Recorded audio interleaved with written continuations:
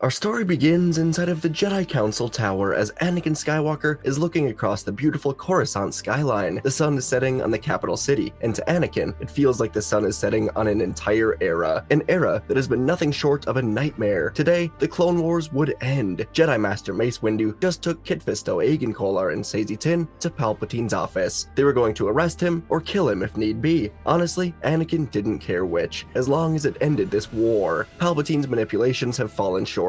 Anakin would not be turning to the dark side. He had full faith in the Jedi way, as over the years of the Clone Wars, Palpatine has certainly tried to push Anakin into darkness, but it was never his only option. Palpatine, as Darth Sidious, has secretly been manipulating the minds of around 30 different Jedi over the years, none of them nearly as powerful as Anakin, but there was certainly strength in numbers. In Sidious's mind, he was the one true Sith. He would never die, and so the need for a true apprentice was simply non-existent. Instead, he would have many pupils learning the dark side, and none of them will ever reach his power, and it would all come together today. Palpatine told Anakin the truth about his identity, knowing that the Jedi would come to him. He also knew the Jedi didn't trust Anakin enough to bring him with. Today, Anakin would die in the temple, and these 4 Jedi would die by red blades. And so, moments later in the Chancellor's office, Windu would stand with Fisto, Tiin, and Kolar, lightsabers raised as Palpatine ignited his red blade behind his desk. The Sith Lord moved with explosive speed. Aegon and Saesee fell. Before the battle even truly began, Windu and Fisto moved together, trading a few blows with Sidious, but Sidious leapt backwards through the office doors and into the hallway. Windu and Fisto pursued, but Sidious laughed as 6 red blades hissed to life from along the wall. Inquisitors stepped out from the shadows, surrounding the 2 surviving Jedi. They struck like Naboo piranhas as Sidious launched full attacks. Windu blocked 3 quick strikes. Fisto swept his blade in a circle, cutting down one of them, but Sidious lunged in behind him, driving his saber through Fisto's back. Windu shouted, spun around, blocked a downward slash from Sidious, then ducked under another Inquisitor's strike. He leapt backward, cleaving through one attacker's shoulder, but he was outnumbered. 2 Inquisitors came at once, slicing across his leg. Windu fell to a knee, and Sidious pressed in, piercing Windu's chest. All 4 Jedi fell, and Palpatine now had the evidence to paint the Jedi as treasonous. And so, without Anakin needing to storm the temple in order to cement himself in darkness, Sidious enacted his next move. The Jedi who were secretly Inquisitors quietly would leave the Jedi Temple, but so did Anakin Skywalker. Anakin was not going to Palpatine's office. Instead, he was going to see Padme. He was under the direct order to stay in the council and help protect the temple if anything happens, but he just needed to be with Padme as Palpatine was arrested. It would be so meaningful. And so, Anakin was holding his wife when it all happened. As they looked upon the night sky, 6 Republic Venators from the blockade suddenly turned and entered the atmosphere. Anakin had a bad feeling about this. He let go of Padme, hurried over to the balcony. The 6 ships didn't slow down as they got into position above the temple, and without hesitation, all 6 of the Venators poured heavy cannon fire into the Jedi Temple. The first barrage struck the Council Tower, ripping it open in a flash of orange and white, debris raining down like a meteor shower. Sindralik stood at the steps with Temple guards when the next volleys hit, and he looked up just as the main roof buckled and collapsed inward, crushing many levels below. Fire engulfed the training halls and the libraries. Walls gave way. Stone was turning to fiery fragments. Within the temple, Shaak Ti in silent meditation when the floors cracked beneath her and the ceiling above disintegrated into rubble, crushing her and many others. The temple collapsed into a heap of burning rubble, and in his office, Palpatine stood by the window with his hands clasped, flanked by the 6 Inquisitors, his twisted grin growing wider with each explosion lighting up the sky. Palpatine was sure that Anakin died in the Council Tower, and soon the rest of his family would go with him. Padme was watching as Anakin got into his speeder, flying out towards the temple, only to realize moments later that Republic bombers were flying past him. Anakin's heart dropped as he realized where they were going. Padme. Anakin turned his speeder around immediately, flying back to her apartment. But when Anakin arrived, it was too late. A clone bomber dropped a bomb right onto Padme's balcony, and the explosion ripped the apartment to shreds. Padme died without warning. Anakin was hit by the explosion. He flew out of his speeder, crashing into buildings, slamming against everything as he fell, and eventually crashed into a puddle in a dark alley below. His body lay broken, and he was the only survivor of the blast. And soon, R2-D2 would soon find Anakin's unconscious, nearly dead body, and R2 would desperately drag Anakin through the alley, looking for any possible help. And while Anakin was knocked out, and presumed dead, Order 66 would go into full effect, and this also had some added destruction, with Inquisitors being used as well. As clones turned on their Jedi commanders across the galaxy, some of the most important ones would be aided by Inquisitors. On Utapau, as Obi-Wan and Boga climbed the side of a sinkhole, they would find the 212th and a red-bladed former Jedi waiting, and Obi-Wan would be cut down by the saber and by blaster bolts. The same would happen to Yoda on Kashyyyk, where 3 Inquisitors were sent. Yoda would fall, and on a Venator above Braca, the Order would be called, and Jedi Master Jaro Tapal was one of the secret Inquisitors. He would recruit his Padawan, Cal Kestis, to join him. Cal, young and confused, trusted his master and accepted this path. The survival rate of Order 66 survivors was cut down dramatically, and on Coruscant, as Jedi survivors of the bombing spread out into the streets, injured, afraid, and confused, they were hunted down by the 501st and the Inquisitors. In the span of just an hour, the Jedi Order was cut down from roughly 10,000 to what would seem like 0. In the aftermath, the Empire would rise under Palpatine. He would declare that the treasonous Jedi Order tried to assassinate him, and they successfully assassinated Senator Amidala, who was undercover trying to find out the truth about the Jedi. And so Palpatine announced the Inquisitors will replace the Jedi, and they will help to hunt down any Jedi that has survived this day. The galaxy would cheer. The war was over. Democracy was dead, and the Empire would reign. 3 weeks later, Jedi Master Anakin Skywalker was sitting with his wife Padme Amidala by the wonderful lake on Naboo. They were holding each other as Luke and Leia played by the water. It was the happiest moment of Anakin's life. This moment kept looping over and over in his head. He was at peace. But today, Anakin would finally wake up. After a 3-week coma, Anakin found himself in a rundown old medical room deep in the Coruscant underworld. A Jelsarian man was working on his ribs with tools in all 4 of his hands, and when Anakin tried to move, everything hurt. The Jelsarian told Anakin he broke all of his ribs along with a shoulder and a crack in his skull. It's a miracle he is still alive. And so, for another month, Anakin would be awake and alone in this room. R2-D2 had more than enough Republic credits inside of him to pay this man to fix up Anakin, and R2 stayed by his side the entire time, largely in shutdown mode, but Anakin was still thankful for it. Part of Anakin wondered if this was worth it. There was a HoloNet screen down here, and it showed the rise of the Empire. Anakin knew that Padme was gone. Obi-Wan, Ahsoka, the entire Order, all of the clones, everything Anakin fought for, just gone. Anakin didn't know what his life would become from here. He had nothing left, and so after this awful month, thanks to the Force, to the Jelsarian named Naz, that Anakin actually got friendly enough with, and thanks to the Bacta for helping him heal, Anakin was able to leave and find himself as the largest unknown fugitive in the galaxy. He had nowhere to go, no one waiting for him, and he came to one conclusion. Everything he touched has turned to complete destruction. Maybe without him, the Jedi and the Republic could have defeated Palpatine. Maybe Obi-Wan and Padme would be alive. These thoughts ate away at Anakin, and as he walked alone with R2, he found a group of mobsters surrounding an innocent man and his daughter, and Anakin would find somewhere useful to put this anger and pain that was haunting him. R2-D2 would watch somberly as Anakin ran in and began beating these mobsters with his fists. He couldn't ignite his lightsaber, or he would be hunted down, and with every punch Anakin landed, he groaned in pain from his injuries. But in minutes, he took down all of these mobsters, leaving them barely alive, and he guided the woman and the child to safety before telling R2 they need to find somewhere to lay low. They would find a small abandoned warehouse hidden behind old construction tape, and it would become home. Down in the underworld, life was worse than Anakin ever really imagined. Sure, he sometimes ventured down here as a Jedi, but he never truly saw it. People lived in metal shacks stacked on top of each other. Dirty water ran through the streets. The air smelled of chemicals and garbage. Families slept in alleyways. Gangs ruled the blocks. People kidnapped in the open and no one stopped it. People died every day from blaster fire, drugs, starvation, and the Empire didn't care. No one did. The Republic never did either. So Anakin started building things,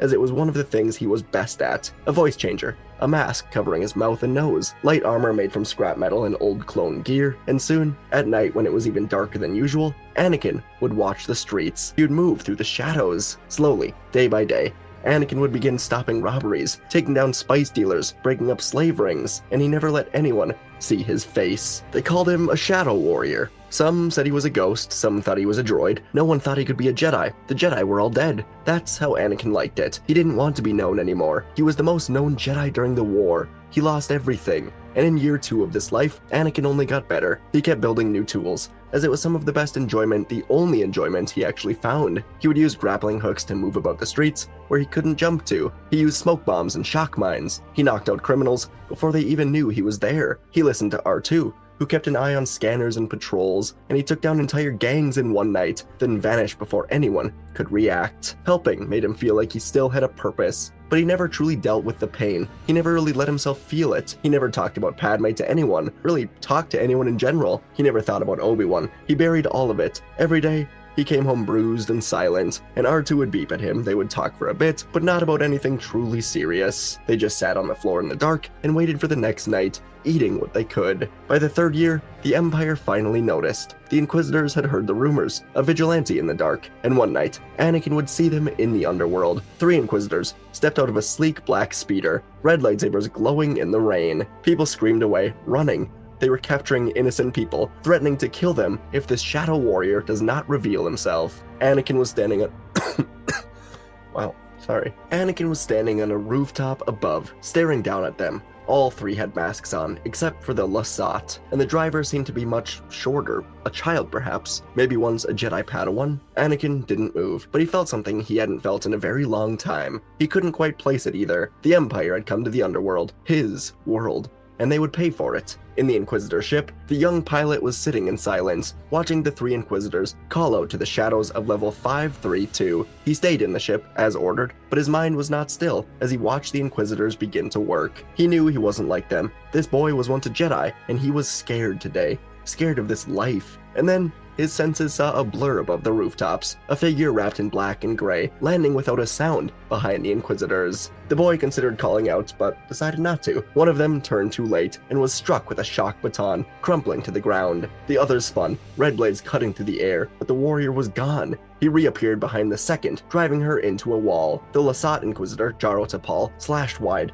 missed, and was pulled off his feet by a hook line to the ankle. The masked figure never used a lightsaber, only tools that he built in the dark, along with Jedi instincts. Tapal tried to run again, but the warrior dropped from above, slamming him to the ground, ending it. All 3 Inquisitors dead. The Inquisitor pilot was frozen, and the masked man slowly turned and walked towards the speeder. He climbed up to it and paused at the top, and slowly, he removed his mask. The pilot's breath caught. He knew that face. Everyone knew that face. It was him. Anakin Skywalker, a legend. Anakin held out his hand, asking the boy for his name. The young boy said he was called Cal Kestis, and he followed Anakin out of the ship, leaving the life of the dark side behind. Anakin would guide Cal away from the scene, through the alleys, and it didn't take long for Cal to just start asking every question on his mind. He asked Anakin what his plans were to take down the Empire. Does he have a Jedi army? What is he waiting for? And after a while, Anakin just silently brought Cal to a hover train, telling him to get on it, find himself on a transport to anywhere else in the galaxy. Cal was dumbfounded. How could he just do that? He told Anakin that he wants to fight with him, but Anakin turned away, telling Cal that he fights alone. Cal watched Anakin disappear into the alleys, and he looked back to the trains, so Cal made a choice, following Anakin into the alley, and in the wider galaxy. Darth Sidious felt unease for the first time in years. The reports of the fallen Inquisitors were troubling, but throughout the galaxy, the Jedi were not showing up anywhere. Resistance was snuffed out quickly every time. The decision to choose Inquisitors over Anakin was proving to work well, until now. Whoever killed these Inquisitors was a threat that would need to be dealt with. And back in the underworld, Anakin would soon notice that Cal was following him, and over these days, Anakin decided to just ignore him. He still moved through the rooftops in the shadows alone, only glancing back once in a while to see if the kid was still there. He always was. Cal watched how Anakin moved and how he fought. He began building new gear of his own to change the look of the Inquisitor armor, and even though Anakin never admitted it, he would begin watching back. He noticed how Cal moved like a younger version of himself. The boy was quiet, angry, and broken, and after a few weeks would come the trap. 3 more Inquisitors lured Anakin into a sewer system. Water rushed down, knocking Anakin over, and the Inquisitors jumped right at him. Anakin fought hard, but he was worn down, and just before he was struck down, a white saber lit up behind the Inquisitors. Cal entered the sewer, surprising them, surprising Anakin. He cut down 2 of them with wild, aggressive strikes. The third tried to flee, but Cal threw his saber through the chest. It was over in seconds, and when Anakin stood up, he knew the dark side had bled through every one of Cal's strikes. Cal was deeply afraid. Anakin stepped forward and wrapped Cal in his arms, holding him. Anakin felt horrible. He told Cal he never should have had to do that, or feel that, and that moment changed everything. From then on, Anakin would train Cal. They would spar on rooftops, using training sticks, as Anakin still refused to touch his lightsaber. They used R2 to run drills. Anakin taught him how to move without being seen, how to feel the Force around him, and the two of them were like heroes down in the underworld. One night, they saved an entire block from a chemical fire caused by an Imperial lab accident. Another, they took down a full speeder convoy smuggling weapons to slave owners. People were believing in this hope, given to them by Skywalker and Kestis. And soon, Cal began speaking with the people who were given hope by their rise in the underworld. Cal found former clones hiding in the depths, and they used old droids, reprogrammed, and just any people tired of Imperial control. Cal and the clones would build a small network. Key members of it were a slicer named Lin from level 227, a sharpshooter clone named Ragebait, a Nikto brawler named Grosh, who once fought for the Hutts. Bit by bit, the diversity of the people was insane, and the resistance was put together in silence. But Anakin wanted no part of it. He said that the wider fight was not for him. He would only bring them down. People will die because of him, like they did during the war. But he allowed Cal to do it. He saw the light in Cal's eyes, the same spark people like Padme and Ahsoka once carried. He couldn't crush it, so he stayed in the shadows, watching. And by the end of the third year of Cal and Anakin being together, the resistance had grown. They hijacked Imperial shipments, hacked HoloNet broadcasts with R2's help to urge others to fight. They freed prisoners from forgotten holding cells. People started putting up symbols across the walls. Cal was at the center of all of it, and Anakin watched him in the dark. He was proud of his Padawan. Days later, the Coruscant resistance would hear that Imperial security forces were being pulled to a high-level briefing across the city. The military complex in the sector was exposed, so Cal Kestis rallied his fighters, clones, street workers, people barely living with enough money, smugglers, citizens who had nothing left to lose, would surge through the tunnels beneath Coruscant, spear at tie, weapons ready, and they stormed the Imperial military complex with rebellion in their hearts. Blaster bolts would crack through the air as resistance overwhelmed any remaining guards. They moved as quick as they could, breaking open weapon crates, slicing into terminals, planting explosives. Cal moved fast through the chaos, issuing commands, and for a moment, it felt like they were winning. But then, the hangar ripped open. Cal yelled out that it's a trap, and dozens of Imperial ships poured out of the complex. TIE fighters screamed overhead. Stormtroopers dropped in waves. Resistance fighters screamed and scattered, fleeing back towards the tunnels that they came from, blaster fire scorching the walls around them. Cal's comms were filled with panic, calls for help, for guidance, for a miracle. He stood in the middle of it all, heart pounding, realizing he moved too fast. He was reckless. They weren't ready. Cal was frozen as TIE fighters blasted resistance fighters from the ground. Screams filled the air. It was all falling apart. And then, a blast echoed through the air. But it didn't come from the Empire. A Jedi starfighter, rebuilt from scrap over the years, burst through an old wall above the complex. The old yellow and gray ship screamed overhead, cannons locking onto the squadron of TIEs. The shots were perfect. TIE fighters were exploding like fireworks as Anakin Skywalker shot right through them, perfectly flying past the military complex, yelling to R2 that they did it. The tide was turning in seconds. Explosions lit the sky. Resistance fighters surged back with renewed strength, storming the complex, spreading into the streets. Clones charged alongside former spice runners. Citizens flooded from alleys and homes. The streets were packed, filled with the roar of blasters and the rising cry of hope. Cal was among the people as he watched this Jedi starfighter hover above the city. It landed hard in the middle of the executive building courtyard, and from it stepped Anakin. He looked around at the resistance, at the people, and he gave Cal a salute. He'd spent years believing vengeance was his only path, but now, seeing Cal, seeing the clones and the people, seeing the Empire bleed, Anakin realized he was meant to be more than this. This is what Padme, Obi-Wan, his mother, so many others would want. And as the resistance spread like a raging fire through the streets of Coruscant, hijacking towers, freeing prisoners, broadcasting their message, Anakin knew where he had to go. In the executive building, Darth Sidious looked down upon the city, and he told the 8 remaining Inquisitors still alive to spread into the city, kill anyone they find, level the city if they must. And so, together, the 8 Inquisitors ran out through the building and into a hallway. But suddenly, the hallway would lock from both sides. The lights were cut. All 8 of them looked to each other in confusion, and from one doorway, a blue lightsaber would ignite. Anakin Skywalker's lightsaber. The Inquisitors would feel true, genuine fear as they saw who this was. Anakin surged into them, cutting clean through the first Inquisitor's chest before the others could even react. He spun to the left, catching a second saber, twisting beneath it, slashing low and taking both legs. A third jabbed at his back. Anakin stepped forward, slamming the hilt into his jaw before driving his saber straight up through the chest. Another tried to flank him, but Anakin raised his free hand and crushed their mask inward, then turned and stabbed the fourth through the gut without even looking. The fifth Inquisitor screamed and lunged, but Anakin parried once, stepped aside, and cut the arm clean off before finishing with a brutal backhanded slash. Another tried to run, but Anakin yanked him back with the Force, impaling her midair. The seventh met him blade to blade, but Anakin knocked the saber away and drove his foot into his chest, sending them crashing into the wall. The last one was frozen, and Anakin walked forward, deflecting a final desperate swing and ending it with one smooth stroke through the chest plate. The hallway fell silent. Anakin knew who was beyond the door, the one who took everything from him. Anakin ran through it to go and find Darth Sidious, and the Emperor could feel Anakin approaching. When he entered, Sidious turned, saying it was almost too predictable. Of course, it ends with them. Sidious told Anakin all of this could have been avoided if Anakin just joined him. They could have brought peace together. His voice was rising, anger seeping out, and Anakin looked past him to the streets below. The Empire was falling under the weight of the people, and Anakin said he is here to finish this. Sidious laughed, telling Anakin he will just kill him. He will personally take to the streets, ripping apart everyone who's defying him. Coruscant will burn, and this will be a day in the history books that they just dedicate a page to. Nothing more. The Empire will live on. Anakin said he was done talking, and he ran in at Sidious. The office was shaking with distant explosions, and below the office, the streets were alive with hope. Resistance had taken hold, and now in the center of it all, lightning cracked from Sidious's fingers. Anakin blocked with his saber. Their blades clashed as Sidious moved with sharp strikes. Anakin countered with strong fluid forms as the years of training returned to his saber. They fought back and forth across the office, sabers cutting through desks and statues. Sidious leapt with a spin, but Anakin ducked low, then slashed upward. Their sabers locked again near the window, Sidious lighting up behind them. Anakin stepped to the side, grabbed Sidious's wrist, and slammed him through the table. Sidious threw a final blast of lightning as he scrambled away, but Anakin pushed through it, and he was able to pierce straight through Sidious's back.